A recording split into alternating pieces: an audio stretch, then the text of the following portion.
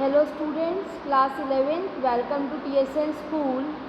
Class chapter number first, second and fifth हम आपका complete कर चुके हैं। जो आपका नेक्स्ट टर्म वन में जो चैप्टर आ रहा है वो है sequence and series, chapter number 9। सो हम स्टार्ट करते हैं सीक्वेंस एंड सीरीज। सीक्वेंस क्या होती है? सीक्वेंस यानी जैसे क्लासरूम्स में आप लोग सीक्वेंस से बैठते हो ना, वो कहलाती है सीक्वेंस। एंड सीरीज़ क्या होती है? जब उन सीक्वेंस के एलिमेंट्स को मैं सम अप कर देती हूँ तो वो कहलाती है सीरीज। तो स्टार्ट करते हैं हम introduction. In mathematics the word sequence is used in much the same way as it is in ordinary English. Maths में भी सीक्वेंस का वही मतलब होता है जो कि ऑर्डिनरी इंग्लिश लैंग्वेज में होता है।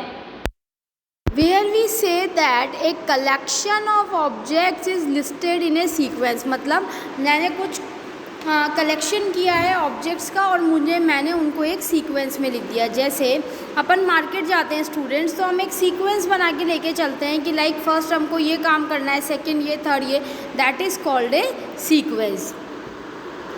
We usually, when we say that a collection of object is listed in a sequence, we usually mean that the collection is ordered in such a way that it has an identified first member, second member, third member and so on. तो जब हम collection बना रहे हैं किसी चीज़ का तो हम ये देखते हैं कि ये फर्स्ट मेंबर है इस कलेक्शन का, ये सेकंड है, ये थर्ड है, ये फोर्थ है। For example, the population of human beings or bacteria at different times form a sequence. अगर मैं ह्यूमन बींग्स की पॉपुलेशन की कैलकुलेशन करती हूँ या फिर मैं बैक्टीरिया जो है उनकी पॉपुलेशन की कैलकुलेशन करती हूँ तो उनकी जो पॉपुलेशन की मैं सीक्वेंस बनाऊँगी एक ही टाइम पे, वो क्या बनेंगी? अलग अलग।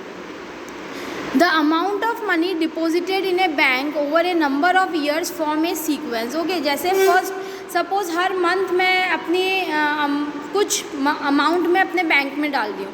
सपोज़ फर्स्ट मंथ मैंने 10,000 डाले, सेकंड मंथ मैंने 3,000 डाले, फोर्थ मंथ मैंने 8,000 डाले, फिफ्थ मंथ मैंने 2,500 डाले। तो ये जो है ये एक मेरे पास क्या बनती चली गई स्टूडेंट्स? सीक्वेंस। जैसे फर्स्ट मंथ में 10,000, फिर 8,000, फिर उसके बाद मैं डाल रही हूँ 5,000, फिर डाल रही हूँ 2,500, फिर डाल रही हूँ 300। तो इस तरह से ये हर मंथ की मेरी क्या बन गई? एक सीक्वेंस बन गई। The amount of money deposited in A bank over A number of years form A sequence. ये जैसे मैंने एक मंथ की बनाई, इसी तरह से अगर मैं साल भर की बनाऊँ तो मैं साल भर की भी बना सकती हूँ। मतलब लाइक 15 ईयर्स तक मैंने हर साल मेरे बैंक में कितना कितना अमाउंट इंक्रीज़ होता गया।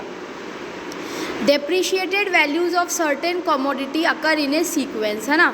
Sequences have important applications in several spheres of human activities. Sequence हमारे ह्यूमन एक्टिविटीज़ के जगह जगह डिफरेंट स्फीयर्स में, लाइफ के डिफरेंट फेजेस में काम आती है। Sequences following specific patterns are called progressions. ऐसी सीक्वेंस जो एक स्पेसिफिक पैटर्न फॉलो करती हैं वो क्या कहलाती हैं? प्रोग्रेशंस। जैसे 2, 4, 6, 8, 10। तो ये एक स्पेशल पैटर्न हो गया ना। 4 - 2 डिफरेंस कितना आ रहा है सब में? 2 का। तो इसने ये एक स्पेशल पैटर्न फॉलो किया ना, एक ही पैटर्न पे ये चल रही है। तो इस टाइप की सीक्वेंस को स्टूडेंट्स हम क्या कहते हैं? Progressions. In previous class we have studied about arithmetic progressions. AP आप पढ़ के आए हैं।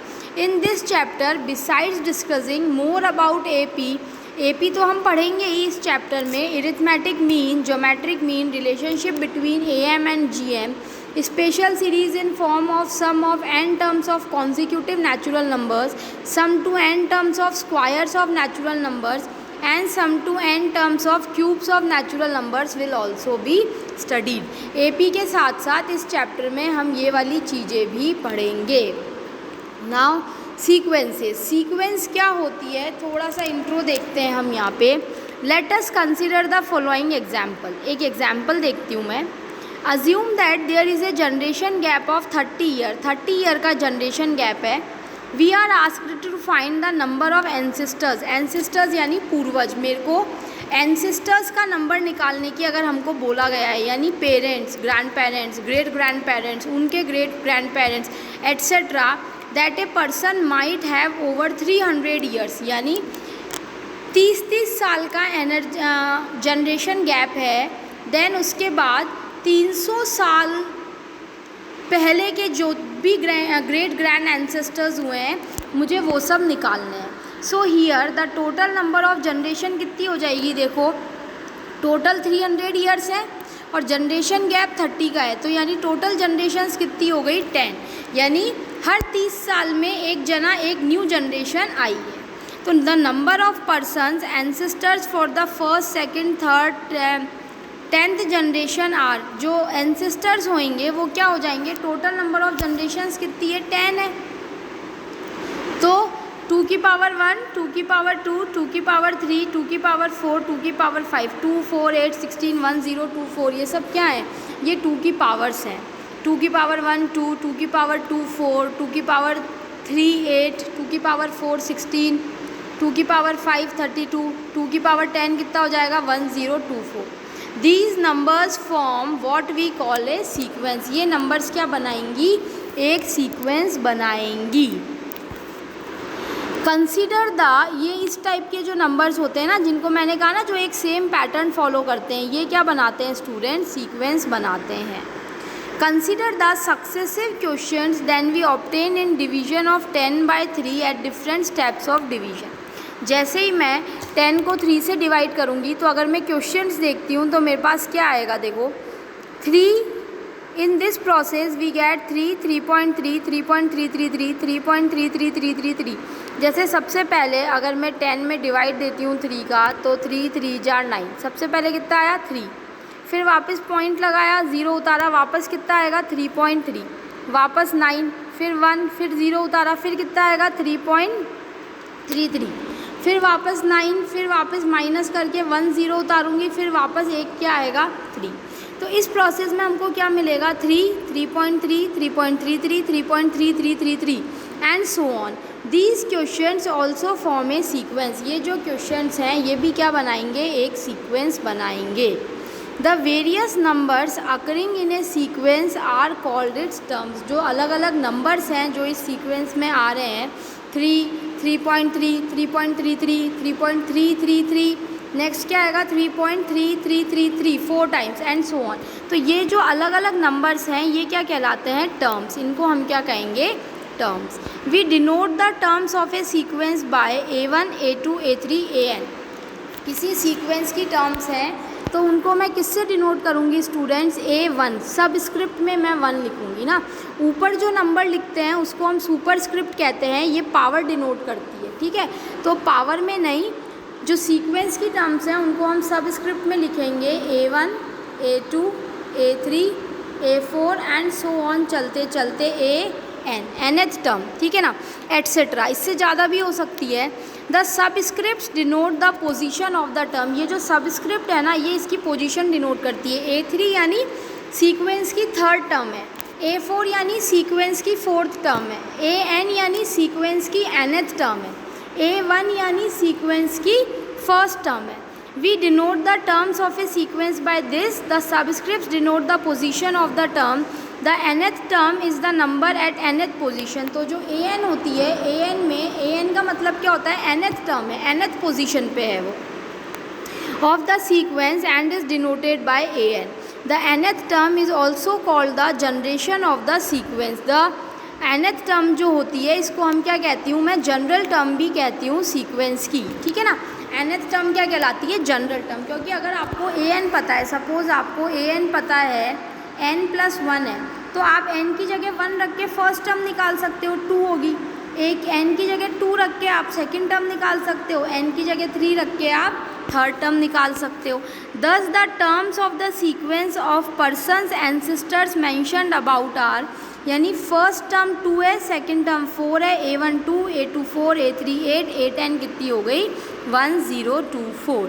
सिमिलरली ये जो नेक्स्ट एग्जाम्पल था इसमें भी हम बोल सकते हैं A1 हो गई 3, A2 हो गई 3.3, A3 हो गई 3.33, A4 हो गई 3.3333। तो इस तरह से जो है हम सीक्वेंस को, जो अभी तक हमने देखा कि सीक्वेंस को हम कैसे स्टडी करते हैं, ये फॉर्म होती है हमारी सीक्वेंस को स्टडी करने की। सो अगर मैं यहाँ पे बात करती हूँ तो a sequence containing finite number of terms is called finite sequence. जिसमें फाइनाइट नंबर ऑफ टर्म्स है वो सीक्वेंस फाइनाइट सीक्वेंस कहलाएगी। For example, sequence of ancestors is a finite sequence since it contains 10 terms a fix number. जैसे ancestors की जो sequence थी वो finite थी क्योंकि उसमें कितनी टर्म्स थी, 10 टर्म्स थी, है ना। अगर फाइनाइट नंबर ऑफ टर्म्स है, काउंटेबल नंबर ऑफ टर्म्स है तो वो फाइनाइट सीक्वेंस कहलाएगी। A sequence is called infinite, कोई सीक्वेंस इनफाइनाइट कहलाएगी if it is not a finite sequence. अगर वो फाइनाइट सीक्वेंस नहीं है तो वो सीक्वेंस क्या कहलाएगी, इनफाइनाइट कहलाएगी। For example, the sequence of successive questions mentioned above in a infinite sequence. ये जो हमने सीक्वेंस बनाई 3, 3.3, 3.33, 3.333, तो ये चलती जाएगी, इसकी टर्म्स एंड नहीं होएगी। तो ये जो सीक्वेंस है ये कैसी कहलाएगी, इनफाइनाइट। मतलब in the sense that it never ends, मतलब ये जो सीक्वेंस है ये कभी भी ख़त्म नहीं होएगी।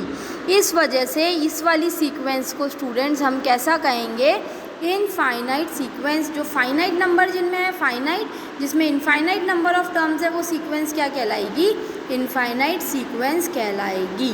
ओके स्टूडेंट्स, सो यहाँ हमने जो एक सीक्वेंस का इंट्रोडक्शन था वो मैंने आपको दिया और हम नेक्स्ट क्लासेस में आगे कंटिन्यू करेंगे। Thank you.